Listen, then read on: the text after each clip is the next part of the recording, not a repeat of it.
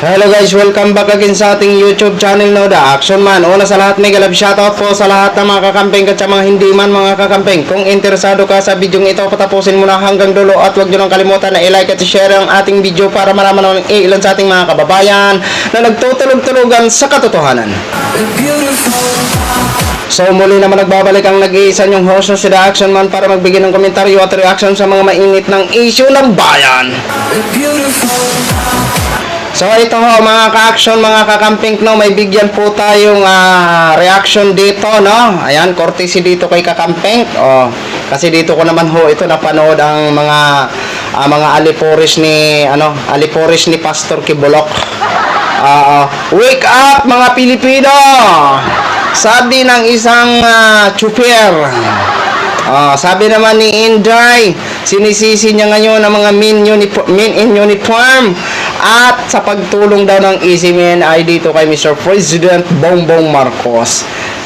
Ang tanong ho natin, nang aabuso ba ng mga Pilipino ang administrasyong Marcos ngayon? Yan po ang ating babasagin dito kay Inday at kay Undo. Ito po, kakampeng, paggamit muna ng video mo. Thank you. Ayan.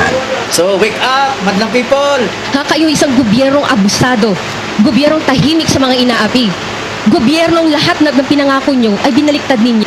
Wait lang! Narinig nyo yan? Wake up, madlang people! Sabi man ng babae, abusadong gobyernong ito, tahimik sa inaapi. Ma'am, sino ang inaapi na sinasabi mo na tahimik ang gobyernong ito? Sino? Si Pastor ba? Si Pastor ba sinasabi mo na inaapi? Abay, hindi po siya inaapi. Hindi po siya inaapi. Excuse me lang po ha, hindi po siya inaapi ng gobyernong ito. Siya po ay inuusig. Diba? Inuusig ng batas dahil sa kanyang kasalanan. Hindi po siya inaapi dito. Kung may naapi man dito, yung mga biktima ni Pastor Apollo Kibulok. Diba?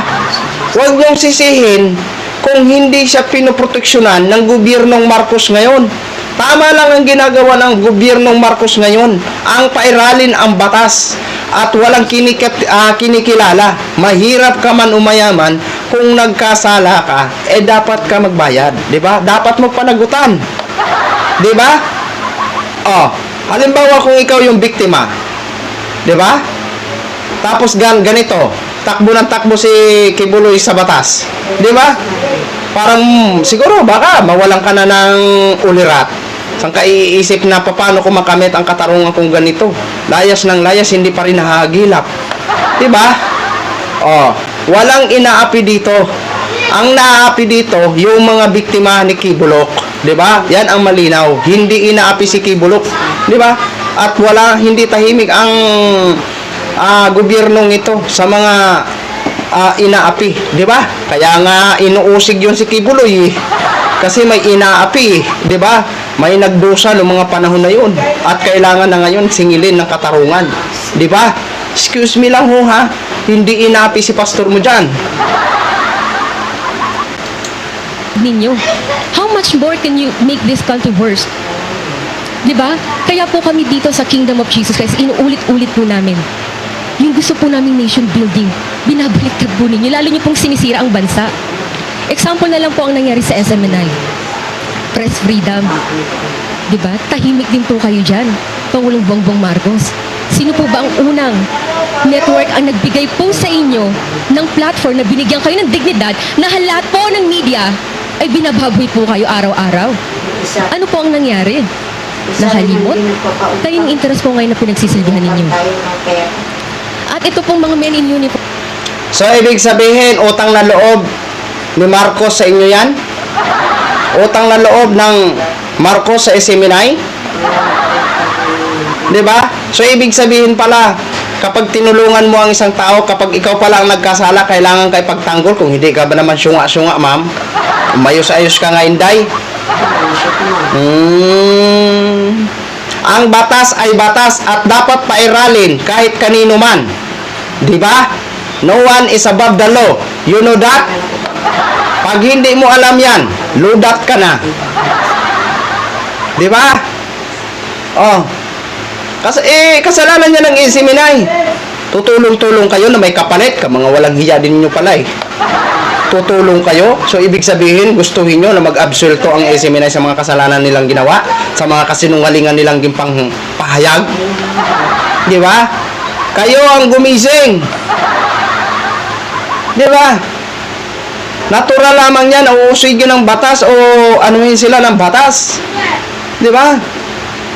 At walang inaapi dito, hindi inaapi yan si pastor. Ang naapi dito ang mga biktima ni pastor ng mga panahon na yun. Di ba? Paano nyo ma-justify yan na malinis ang pastor nyo kung kayo mismo hindi marunong magkumbinsi para linisin ang kanyang pangalan? Di ba? Oh, tingnan nyo yung nangyari kay Atty. Laila Dilema, Franz Castro. Di ba? Kung mga lalaki yan, yan ang masasabi ko, yan ang may mga bayag.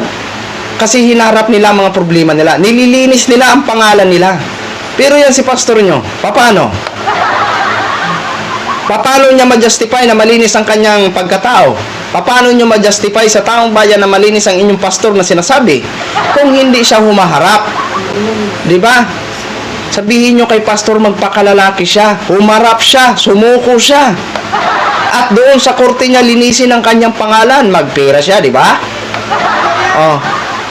Tsaka yung mga sabi nyo na press freedom, hindi po press freedom ang ginawa ng inseminay na iba na mga gimpang gimpang broadcast. Mga paninirang puri na walang sapat na datos. O ang sisihin nyo kung natanggalan man kayo ng franchise, yan si Siles at Badoy. Di ba? Nako naman kayo. Oh, bakit mo sinisisi ang men in uniform? Be? Uniform, sorry to say. June 10 po, hindi namin malilimutan yan. Kasi dati naging witnessin po ko, may mga pumupunta dito sa Kingdom of Jesus Christ, pupunta kay Pastor. Pastor, magpapasalamat kami dahil po sa inyong ambag, sa suporta po ninyo na nilalabanan niyo po itong mga lawless element ng ating bansa. Ano po ang nangyari? Kaya nga eh. So, nagpalata lang talaga na bangag, lutang, at walang konsensya. At lalong-lalo na, walang utang na loob. Ganon po. Di ba? Oh, yun na ha. Oh, sinisisi niya ang men in uniform mga ka-action. Nagpasalamat daw ang mga men in uniform ng mga panahon na yun. Oo, nagpapasalamat nga ang men in uniform kung totoo yan ang sinasabi nyo.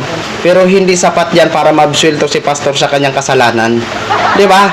Hindi naman alam ng men in uniform na ganito palang kinanatnan na ang kanilang pinapasalamatan walang hiya din pala. 'Di ba? Bakit ninyo kaya tumbukin kung sino ang mga tao ng mga men in uniform? Kasi takot kayo. 'Di ba? Kasi hindi naman siguro totoo. 'Di ba? Pangalanan nyo kung sinong men in uniform nang malaman ng taong bayan. 'Di ba? Ay, ma'am. Ikaw naman gunggong na undo ka. Bangag at lutang, sino ngayon ang bangag? Di ba? Bangag kayo ng bangag, wala naman kayong sapat na datos na ipapakita. Di ba? Lutang, kayo tong lutang eh. Lutang kayo sa katotohanan. At kung may dapat may mag-wake up dito, kayo yun. Hindi kami. Di ba? Oh, kaso nga lang, hindi na talaga kayo kaya mag-wake up. Kasi kumbaga parang na-hypnotize na ba kayo? Di ba? Sisisihin nyo ngayon ang Marcos kung bakit hindi kayo pinoprotektahan? Poprotektahan ba yung mga karantar-tarantaduhan na ginagawa ng phone nyo? Di ba? Hala, inaapi, walang inaapi dito. Kung may inaapi man yung mga biktima ni pastor. At kung ano man ang naitulong ng inseminay, hindi sapat yun para pagtakpan ng Marcos na ito na kayo ay i-absuelto. Hindi. Di ba? Tumulong kayo tapos gusto nyo pala may kapalit. Sisingilin nyo, walang utang na loob. So, ibig sabihin, kung ganyan ang ginawa ngayon ng Marcos, edi protector siya sa mga hindi magandang gawain. Di ba? Yun ang gusto nyo eh. Gawin ang presidente na protector ng mga masasama. Balastik kayo mag-isip-isip. Ito na lang maminsahe ko sa inyo para ma-justify nyo at patunayan nyo na walang kasalanan si pastor at inosente siya sa mga paratang sa kanya ng mga testigo ni Senadora Risa. Pasukuin nyo at doon yan magpaliwanag sa korte. Di ba? Oh, kasi Kung patuloy yan na nagtatago, walang ibang walang ibang naghatol kung hindi ang kanyang sarili. Di ba? Yan lang po ha. Inday, Undo, kung may mag-wake up dito, kayo yun, hindi kami. Okay? So yun lang ho, mga ka-action. At lalong-lalo hindi kasalanan ng Marcos administration ang nangyayari kay Pastor Kibulok.